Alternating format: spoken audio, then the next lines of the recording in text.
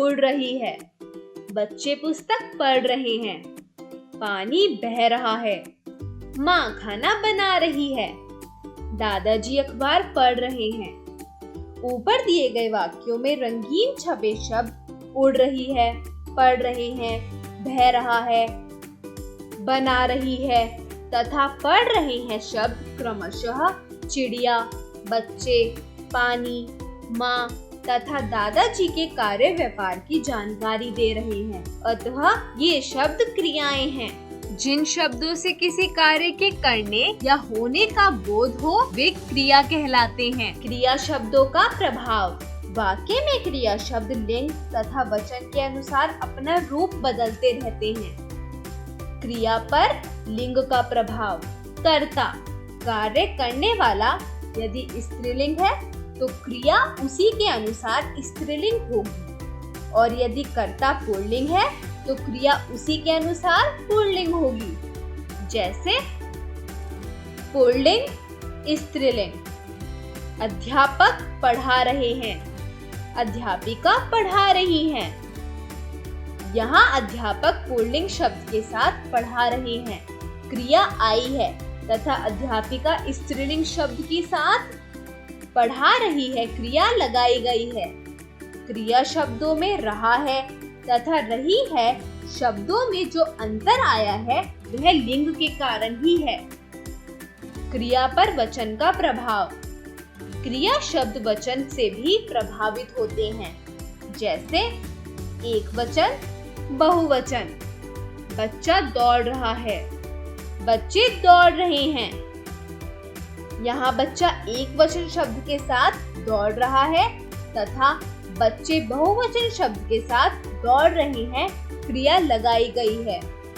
क्रिया शब्दों में रहा है तथा रहे हैं शब्दों में जो अंतर आया है वह वचन के कारण ही है। क्रिया के भेद। कर्म के आधार पर क्रिया के दो भेद हैं। पहला सकर्मक, दूसरा अकर्मक। पहला सकर्मक। गायक गीत गा रहा है। लड़की पत्र लिख रही है। लड़का पतंग उड़ा रहा है। पीछे दिए गए वाक्यों में क्रमशः गाना, लिखना तथा उड़ाना क्रियाओं का फल कर्ता गायक, लड़की और लड़का पर ना पढ़कर गीत, पत्र तथा पतंग पर पढ़ रहा है। इसलिए गा रहा है, लिख रही है तथा उड़ा रहा है सकर्मक क्रियाएं हैं। इसे इस रूप में भी समझें। कर्ता, कर्म, क्रिया। गायक गीत गा रहा है। लड़की पत्र लिख रही है। लड़का पतंग उड़ा रहा है। इन वाक्यों में गायक, लड़की, लड़का, कर्ता, गीत, पत्र, पतंग, कर्म तथा गा रहा है, लिख रही है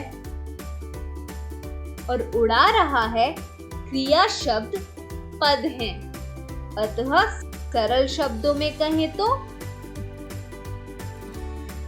जिन क्रियाओं का फल कर्ता को छोड़कर कर्म पर पड़ता है वे सकर्मक क्रियाएं कहलाती हैं।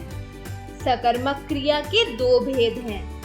पहला एक कर्मक क्रिया, दूसरा द्विकर्मक क्रिया।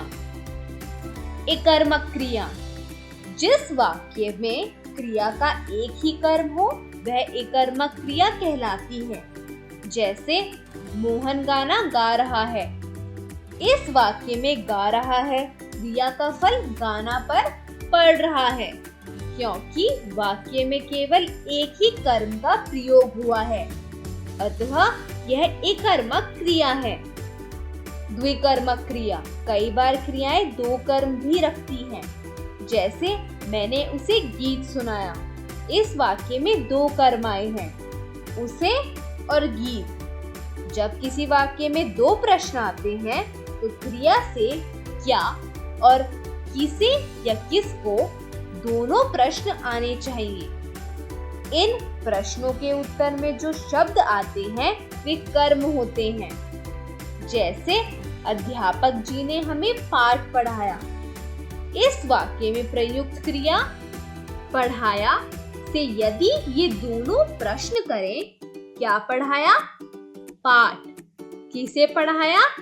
हमें। अतः इस वाक्य की पढ़ाया क्रिया विकर्मक है। दूसरा, अकर्मक क्रिया। शेर सो रहा है, हिरन दौड़ रहे हैं, हवा चल रही है। इन वाक्यों में क्रमशः सोना, दौड़ना तथा चलना क्रियाओं का कोई कर्म नहीं है। अतः सो रहा है, दौड़ रहे हैं तथा चल रही है अकर्मक क्रियाएं हैं। जिन क्रियाओं को कर्म की अपेक्षा ना हो उन्हें अकर्मक क्रिया कहते हैं। इस बात का ध्यान रहे कि क्रिया अकर्मक है या सकर्मक। इसका पता लगाने के लिए क्रिया के साथ क्या अथवा किस को लगाकर प्रश्न करने पर यदि कोई ठीक उत्तर मिलता है तो क्रिया सकर्मक होती है, अन्यथा अकर्मक। जैसे रवीना पुस्तक पढ़ रही है, सौम्या नाच रही है। पहले वाक्य की क्रिया पढ़ रही है के साथ क्या प्रश्न लगाकर हम पूछेंगे रवीना क्या पढ़ रही है, तो उत्तर होगा रवीना पुस्तक पढ़ रही है। लेकिन यदि दूसरे वाक्य के साथ सौम्या क्या नाच रही है प्रश्न करते हैं तो कोई उत्तर नहीं मिलता। अतः पहले वाक्य की क्रिया सकर्मक है और दूसरे वाक्य की क्रिया अकर्मक है। विशेष, इस नियम का प्रयोग करते समय थोड़ी सी सावधानी अवश्य रखनी चाहिए। मान लीजिए कोई अप्राणीवाचक निर्जीव वस्तु कर्ता के स्थान पर हो तो क्रिया से क्या लगाकर प्रश्न करने पर उत्तर मिल जाता है, पर ऐसी जगह पर क्रिया अकर्मक होती है।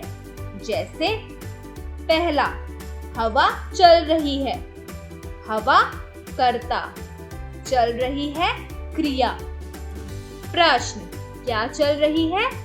उत्तर, हवा। दूसरा, वर्षा हो रही है, वर्षा कर्ता, हो रही है क्रिया। प्रश्न, क्या हो रही है? उत्तर, वर्षा। इन वाक्यों में कर्म ना होने के कारण ये क्रियाएं उत्तर मिलने के बावजूद अकर्मक हैं। हमने सीखा, जिन शब्दों से किसी कार्य के करने या होने का बोध हो वे क्रिया कहलाते हैं। क्रिया के दो भेद हैं, पहला सकर्मक, दूसरा अकर्मक। जिन क्रियाओं का फल कर्म पर पड़ता है वे सकर्मक क्रियाएं कहलाती हैं। जिन क्रियाओं को कर्म की अपेक्षा ना हो उन्हें अकर्मक क्रिया कहते हैं। सकर्मक क्रिया के दो भेद हैं, पहला एकर्मक, दूसरा द्विकर्मक।